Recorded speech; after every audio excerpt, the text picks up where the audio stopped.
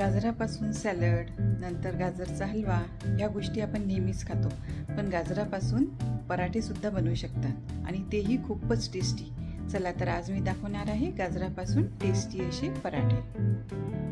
गाजर पराठा बनवण्यासाठी मी हे 2 गाजर घेतलेले आहे, स्वच्छ धुवून घेतलेले आहे. त्याच्यानंतर आता त्याची साले काढून आणि बारीक किसणीने किसून घेऊ. गाजर मी ते किसून घेतलेले आहे, थोडे तीळ घातलेले आहे. आता आपण एक एक इन्ग्रेडियंट यामध्ये घालूया. हा बारीक कट केलेल्या पातीचा लसूण आहे, तो यामध्ये घालूया. लाल तिखट, हळद, धनिया पावडर, कोथिंबीर, मीठ, थोडंसं डाळीचं पीठ आणि इथे मी गव्हाचं पीठ घेतलेलं आहे, ते यामध्ये घालून आणि याचा घट्टसर गोळा आपण मळून घेऊया.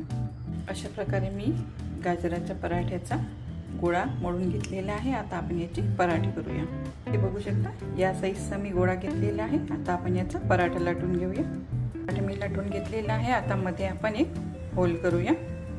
इथे मी एक तवा ठेवलेला आहे, त्यावर हा पराठा आपण छान शेकून घेऊया.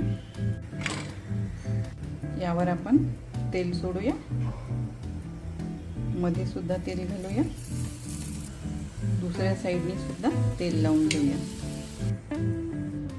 बघा, आपला गाजराचा पराठा रेडी आहे.